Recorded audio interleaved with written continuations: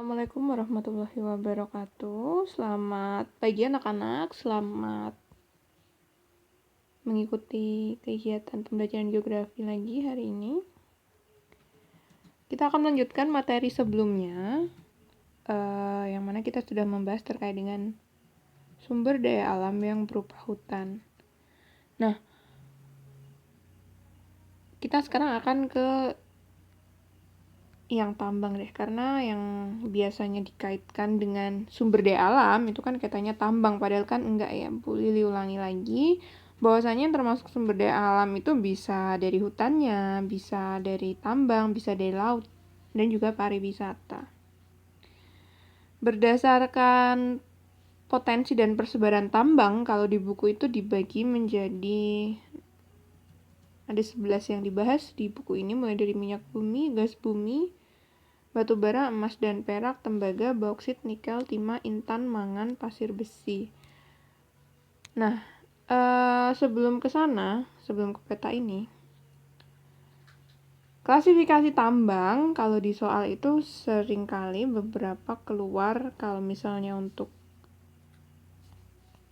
tapi kalau UTBK kan kalian besok tuh gimana sih skema seleksinya? Ya kalau kalian seleksi mandiri gitulah ya, jaga-jaga. Nah, menurut Undang-Undang Nomor 11 Tahun 1967, golongan A itu merupakan golongan, bentar nih, kadang-kadang saya ngebalik, strategis atau vital ya. Nanti kalian cari ya, golongan A itu yang strategis atau vital. Golongan A itu terdiri dari minyak, uranium, dan plutonium. Ini kaitannya dengan, ini strategis berarti. Karena kalau misalnya minyak bumi itu tidak dikuasai oleh negara, tentu saja nanti dapat menimbulkan konflik.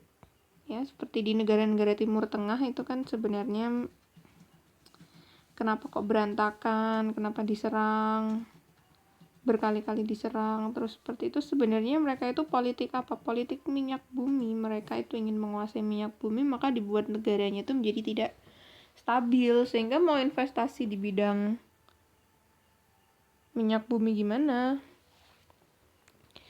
kalau negaranya nggak stabil gitu. Investor kan akan mikir, investasi di negara yang banyak konflik akhirnya mundur, atau akhirnya harga sahamnya jadi jatuh dan lain sebagainya. Akhirnya harganya jadi murah minyak bumi, makanya harganya nggak mahal, padahal udah mahal buat kita.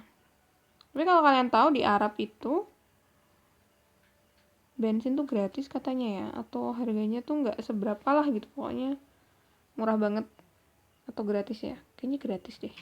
Jadi kalian pernah mikir nggak sih kenapa kok negara-negara Islam yang ada di Timur Tengah itu berantakan, konflik internal, ada gini gitulah.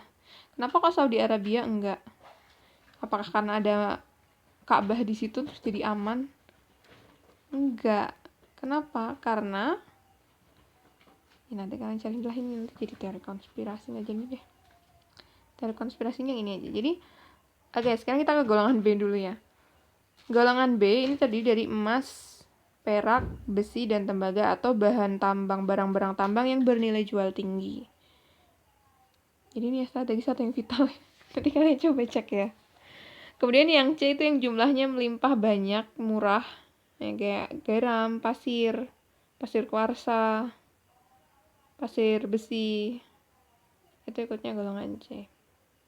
Nah dulu saya pernah dengar ini, nggak tahu bener atau enggak ya, ini cerita aja. Pelajaran geografi itu pernah dihapus dari SMA. Dulu kan geografi dipelajari di IPA tuh. Nah, kenapa dihapus? Tujuannya adalah supaya kalian itu tidak tahu kalau di Indonesia tuh ternyata punya barang tambang segini banyak. Nah, pelajaran apa sih yang membahas terkait dengan tambang kalau bukan pelajaran geografi? Kan cuma geografi kan yang membahas kaitannya dengan persebaran barang tambang di Indonesia. Siapa yang menghapus? Tentu saja orang-orang yang ingin menguasai tambang-tambang yang ada di Indonesia. Bahkan sampai detik ini masih banyak sekali orang-orang atau pihak dari luar Indonesia itu ingin menguasai pulau-pulau yang ada di Indonesia.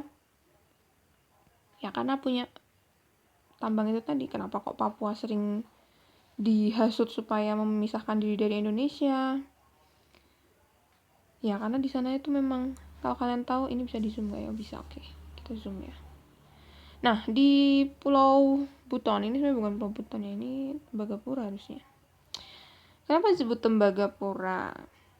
Jadi dulu itu ketika Belanda masih menjajah Indonesia, mereka itu menemukan adanya deposit tembaga di wilayah ini, akhirnya dikasih nama Tembagapura. Padahal yang namanya tembaga itu pasti dia akan berasosiasi dengan yang namanya perak. Perak itu akan berasosiasi dengan adanya emas atau aurum. Nah, karena untuk menghindari publik mengetahui bahwa yang ditambang di situ itu sebenarnya adalah emas, maka mereka menyebutnya sebagai Tembagapura. Padahal isinya emas yang bergunung-gunung. Nah, kalau kalian lihat di sini simbolnya seperti segi empat, bukan ya, istilahnya pasti jajar genjang warna kuning. Nah, emas dan perak. Sekarang kita udah tahu, kan kita udah nggak bisa dibohongin lagi. Kalau dulu ya masih kayak, oh tembaga, oke, dikontrak sekian ratus tahun, dibiarkan saja. Nah, alhamdulillah sekarang kita udah minimal diolah dikit gitu di sini. Jadi harganya nggak murah-murah banget. Biasanya kan kita biasanya kita ekspor kan barang-barang mentah yang masih dalam bentuk kiloan, yang masih belum dipisah-pisahin gitu ya, masih raw banget, masih mentah banget, sehingga sekarang kan sudah sampai ke tahap pemisahan ya, sehingga harganya tidak semurah kalau masih mentah, katakanlah seperti itu. Nah, selain emas itu sebenarnya banyak sekali. Kalau kalian lihat di sini ada kayak kerucut-kerucut ini di Kalimantan, ya sesuai namanya Kalimantan. Banyak intannya di sana tuh, seperti di Tembagapura, di Martapura ya. Di Martapura, kemudian di Kembatin dan juga Bontang. Nah, selain itu juga kita kaya akan batu bara. Persebaran batu bara ini yang warna hitam, ada garis bawahnya itu batu bara. Kemudian yang kayak ada tower ini yang di Arun ini gas alam. Di Melaboh itu juga ada emasnya. Ya, sebenarnya kita tuh bangsa yang sangat kaya sekali ya. Bahkan Pulau Jawa aja yang sudah sepadat ini tuh sebenarnya kita juga masih punya beberapa potensi tambang. Kalau misalnya kita mau dibandingkan dengan Korea Selatan, mau kita bandingkan dengan Jepang, mereka tuh kan nggak punya tambang gitu loh. Kalau kita kan ini sebenarnya banyak sekali yang bisa kita gali.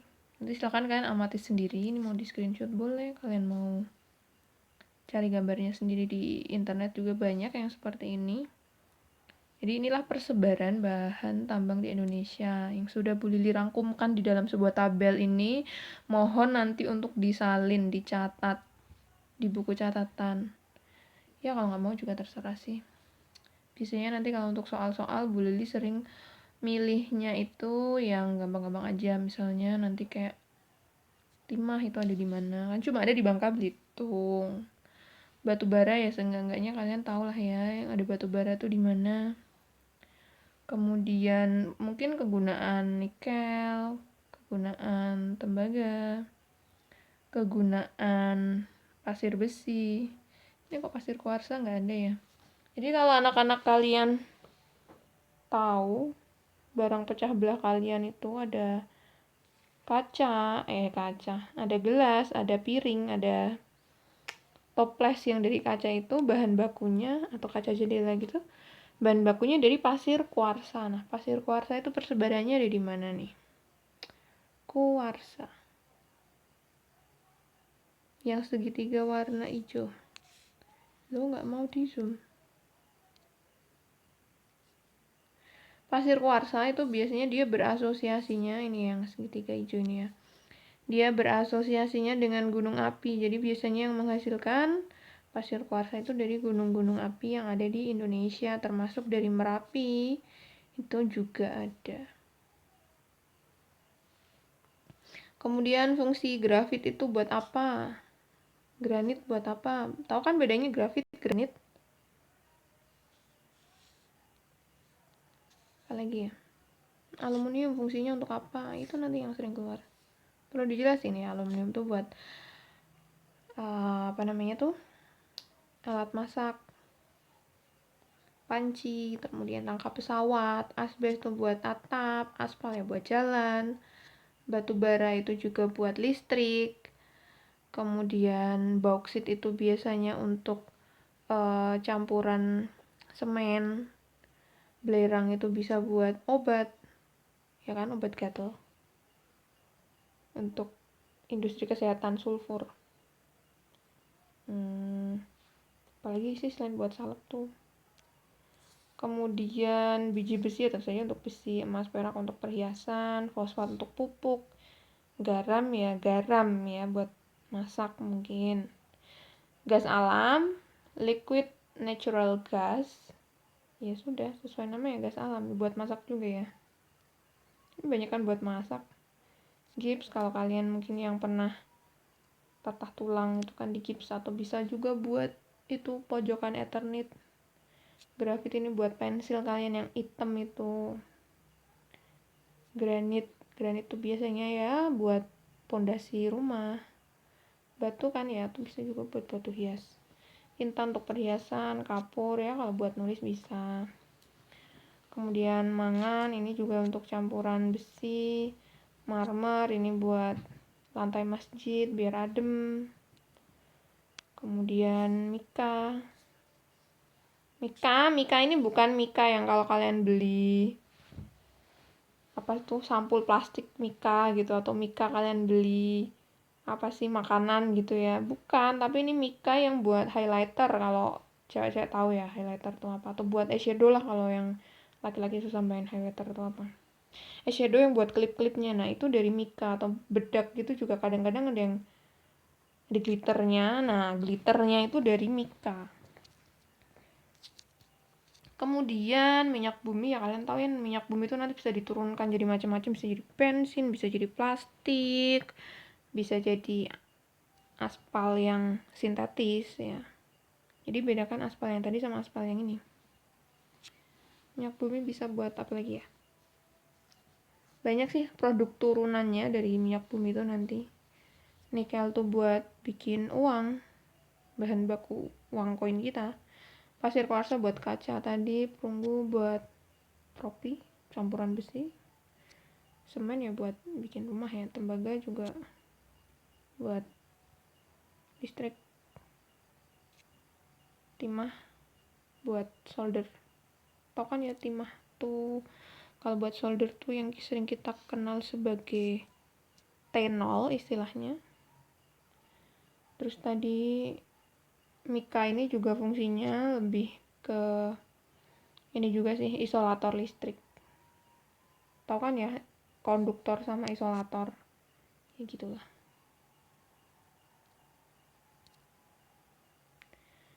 Next kita ke sumber daya laut. Salah satu potensi sumber daya laut di Indonesia itu adalah padang lamun. Ini sudah dibahas di sebelumnya, yang boleh dicari slide-nya nggak ketemu-ketemu tuh ini di sini ternyata. Jadi padang lamun itu adalah ekosistem khas laut dangkal dan perairan hangat dengan dasar pasir dan didominasi tumbuhan lamun, sekelompok tumbuhan anggota bangsa Alismatales yang beradaptasi dengan air asin. Jadi dia tuh sebenarnya rumput darat, tapi lama-kelamaan karena mereka itu terendam air laut, lama-kelamaan mereka beradaptasi jadilah lamun. Fungsinya banyak sekali, dia bisa menyaring sedimen dari daratan, juga ekosistem buat ikan-ikan. Jadi supaya sedimen tuh dari daratan nggak langsung masuk ke darat, apalagi sedimen yang berupa sampah. Nah kalau kalian dulu di bab 1 kayaknya dulu boleh nggak minta bahas ini ya. Ini panjang ini kalau dibahas sekarang. Oke, besok kita lanjutkan di tugas aja ya ini. Kayak udah deh ya. Dulu kan udah beli bagi jadi 2 itu, satu ini berdua. Udah berarti nggak usah dijelasin lagi. Yang dulu ekorigin itu loh, masih inget ya, dulu tugas satu kelompok tapi berdua, pasang-pasangan gitu. Nah, potensi dan persebaran sumber daya alam kelautan itu ya berdasarkan itu. Jadi dulu kan kalian sudah mengidentifikasi ada potensi apa saja, ada ikan, kemudian juga ada apa tuh namanya, Kalau mutiara tuh budidaya mutiara tuh namanya pakeramba ya. Selain ikan tuna, ikan cakalang, ikan macam-macam yang nilai jualnya juga lumayan. Kemudian potensi dan persebaran pariwisata. Pariwisata di Indonesia tuh ada 3, ada wisata alam, budaya, dan buatan. Nah, yang kita bahas di sini berarti yang wisata alamnya ya sebenarnya. Jadi wisata alam itu adalah wisata yang memanfaatkan keadaan alam maupun istilah budidaya. Wisata alam yang bagus seperti Gumuk Pasir Parangkusumo di Jogja itu dekatnya Landasan Pacu tuh udah bagus kayak gitu, malah ditanami apa tuh taman-taman yang bunga-bunga nggak jelas itu kan jadi jelek. Ya padahal udah bagus tuh sebenarnya kalau dibiarkan natural aja. Atau kalian sering ke pantai itu termasuk wisata alam. Nah kalau wisata budaya itu biasanya wisata-wisata kayak ke Borobudur yang ada sejarahnya, kemudian wisata belanja dan wisata kuliner atau wisata kota. Kalian kalau yang orang desa ke kota kan berwisata tuh lihat kota, atau orang kota ke desa itu juga berwisata. Lihat kehidupan di desa, orang ke sawah, orang memanen padi secara tradisional. Kemudian wisata buatan atau kreasi artifisial, ini seperti museum atau misalnya juga untuk taman hiburan kayak Dufan, Ancol, dan seterusnya gitu. Jadi orang-orang zaman sekarang tuh wisatanya tuh makin aneh gitu. Wisatanya wisata adrenalin kayak kalau di mana tuh Kaliurang, wisata alamnya kan udah bagus.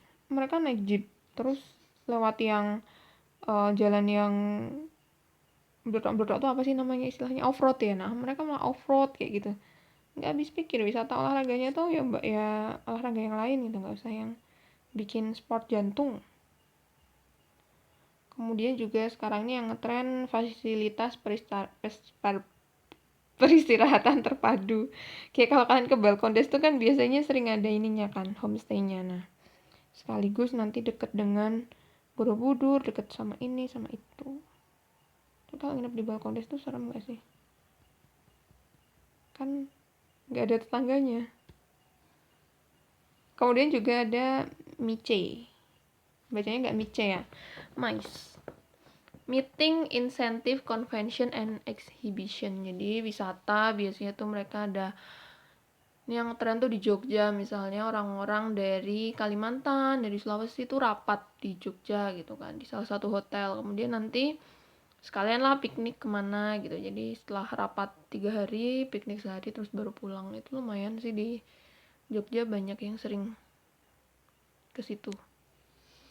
Nah ini salah satu contohnya wisata desa wisata Wairebo. Yang ada di mana? Ada yang pernah ke sana mungkin lihat foto atau lihat YouTube maksudnya. Ya ini ada di Flores. Ya ini adalah ditetapkan oleh UNESCO juga sebagai salah satu warisan dunia yang harus kita lestarikan. Dan termasuk kekayaan budaya Indonesia sih, mereka bikin rumah bentuknya seperti ini di gunung loh, maksudnya nggak di dataran rendah gitu. Nah, menurut Peraturan Pemerintah Nomor 50 Tahun 2011 tentang Rencana Induk Pembangunan Kepariwisataan tahun 2010 hingga tahun 2025, ada 50 destinasi pariwisata nasional yang kita kenal sebagai DPN dan 88 kawasan strategis pariwisata nasional atau KSPN. Salah satunya ini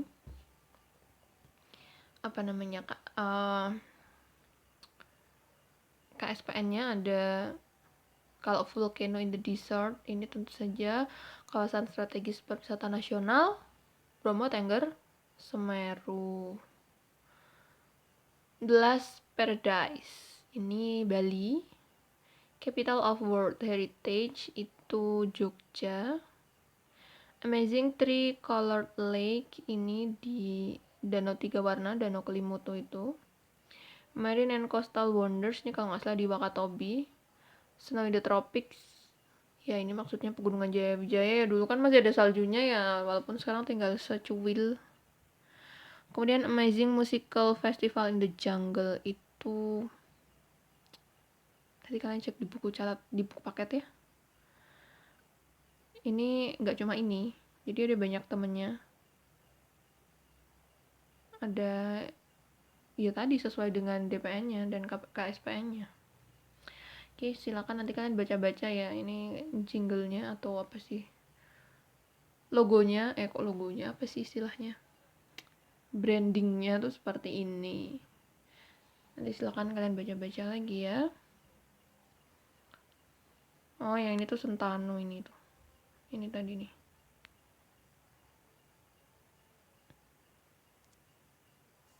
Ini Sentano, ini Flores, ini home of the biggest flower in earth itu Kebun Raya Bogor. Ini Wakatobi, ini Sentano, ini Flores yang ada Homo floresiensis. Orang-orang Flores itu kan aslinya tingginya itu sekitaran 50-80 cm aja, tapi mereka bukan tuyul ya, mereka tuh ya emang orang yang evolusinya itu sesuai dengan lingkungannya. Mungkin saat itu mereka tidak tumbuh sampai tinggi gitu loh, jadi ini perbandingannya segini. Ini bapak-bapaknya udah tua, tingginya juga cuma segitu. Nah, kalau yang ini perburuan hiu Lamalera, ini tuh apa sih branding itu, whale hunting atau apalah, lupa ya. Ini Dutch apa gitu, ini juga di Flores kalau nggak salah. Banda ding, ini Banda, sorry, Banda. Ini yang Bogor ya, yang kanan bawah tiba-tiba lupa Bu Lili. Sampai di sini dulu, silakan nanti kalian cari ya brandingnya apa yang ini, yang belum, yang Bu Lili lupa, kalian yang cari ya.